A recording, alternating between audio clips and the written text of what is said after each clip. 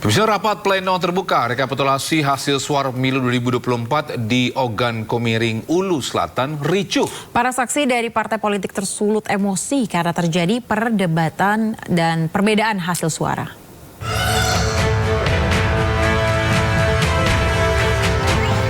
Kericuan terjadi saat rapat pleno rekapitulasi perhitungan suara pemilu 2024 di Ogan Komering, Ulu Selatan.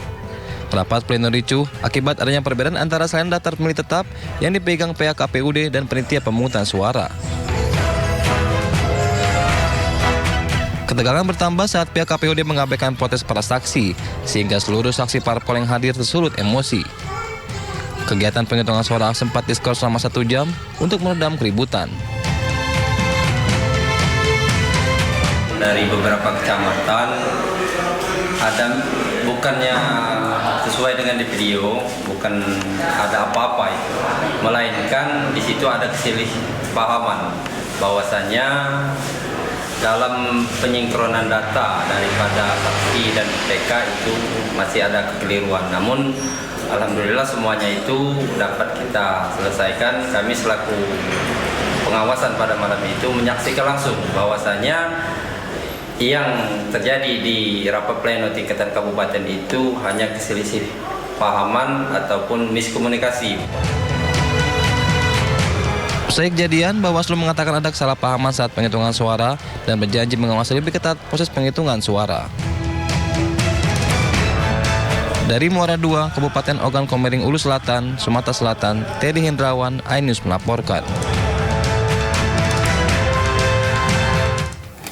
Sementara itu, Komisi Informasi Pusat atau KIP menyidangkan sengketa informasi yang dimohonkan Yayasan Advokasi Hak Konstitusional Yakin terhadap Komisi Pemilihan Umum. Pada bagian pengelola, bukan ketua loh di sini, kecuali tujuannya ketua komisi ini. Sidang terkait permohonan informasi data mentah real count, infrastruktur teknologi informasi pemilu 2024 termasuk kontrak antara KPU dan Alibaba Cloud serta data mentah pemilu sejak 1999 sampai 2024. Ketua Yayasan Advokasi Hak Konstitusional yang duduk sebagai termohon menjelaskan bahwa saat ini banyak beredar berita bohong atau hoax seputar kepemiluan, termasuk kabar server KPU berada di Tiongkok maupun Perancis. Baginya kebenaran informasi tersebut harus dibuktikan secara transparan.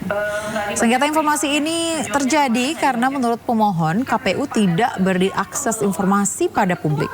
Komisi Informasi Pusat mendalami cara KPU mengelola informasi publik di PPID dan efektivitas pelaksanaan tupoksi PPID KPU. Berapa lama pimpinan akan mendispo itu? Dalam hal ini biasanya secepat mungkin ya. Secepat mungkinnya berapa lama? Bisa mungkin dalam. Ya, pemirsa, Komisi Pemilihan Umum tidak lagi menampilkan grafik data perolehan suara Pilpres dan Pileg di aplikasi Sirekap. Ya, KPU hanya menampilkan bukti otentik atau data dari tempat pemungutan suara.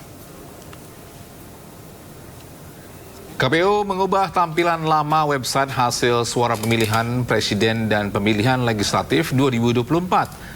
Bila sebelumnya laman ini menampilkan grafik atau bagan data hasil tabulasi sementara perolehan suara, kini laman Sirekap hanya menampilkan hasil foto formulir model C dari tempat pemungutan suara. Menurut KPU, tampilan Sirekap terbaru ini dilakukan untuk memberikan informasi yang akurat kepada masyarakat serta agar tidak menimbulkan prasangka.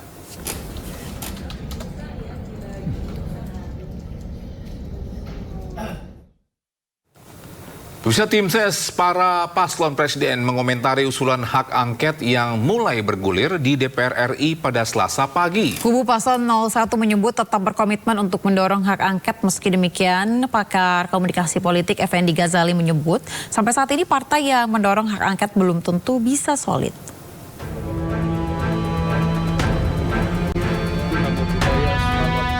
Usulan hak angket yang mulai bergulir di DPR RI dalam rapat paripurna Selasa pagi mulai mendapatkan perhatian publik.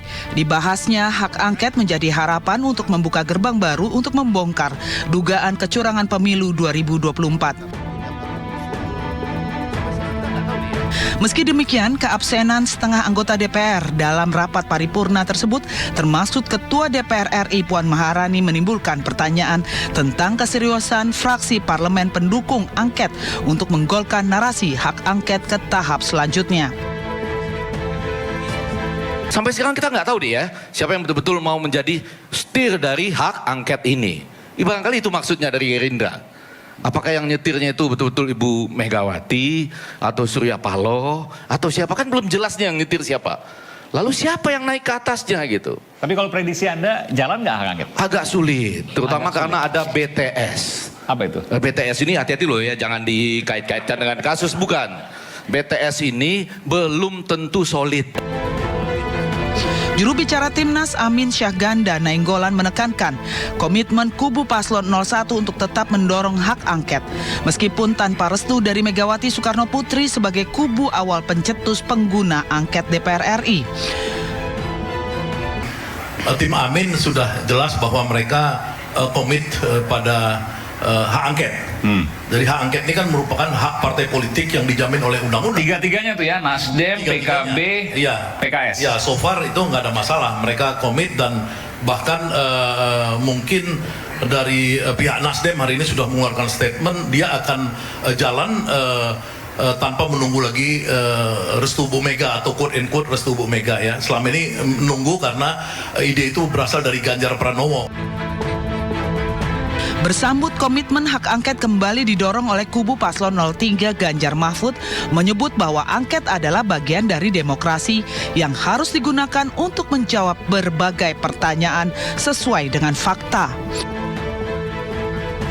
Dan hak angket ini adalah kanal dalam dunia demokrasi kita yang harus dipergunakan untuk menjawab berbagai pertanyaan, dan mereka juga berhak untuk menjawab itu sesuai data dan fakta. Kalau kemudian ada beberapa bagian dari masyarakat yang justru tidak menggunakan hak-hak konstitusi ketika mengajukan pertanyaan, misalnya bertindak anarkis misalnya, nah itu yang salah dalam dunia demokrasi. Nggak boleh itu. Nggak boleh. Betul. Okay. Dalam dialog yang dipandu oleh Aiman Wicaksono, kembali dihadirkan Ferry Amsyari, pakar hukum tata negara yang menekankan kembali dugaan kecurangan pemilu yang terpampang dengan jelas, yang kembali mengonfirmasi data yang ada dalam film Dirty Food. Kalau nggak kami buat jauh-jauh hari dan muncul jauh-jauh hari. Film ini mau mendidik politik kepemiluan kita untuk bicara dua hal.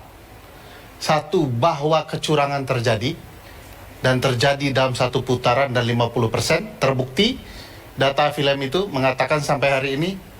Kedua, siapa pelaku kecurangannya, dan kami langsung tunjuk hidung. Aktor terbesar dalam kecurangan pemilu adalah Presiden Republik Indonesia, Presiden Joko Widodo.